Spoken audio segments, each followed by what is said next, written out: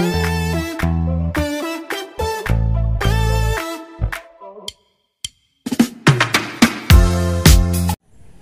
mega love shout out sa inyong lahat. Ayan, kinakain niya yung pagong.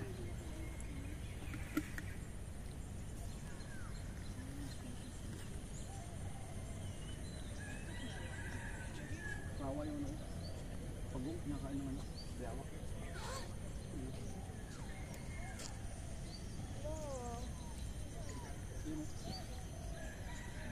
Yung biawak, hindi nga layo. Yan. Yan.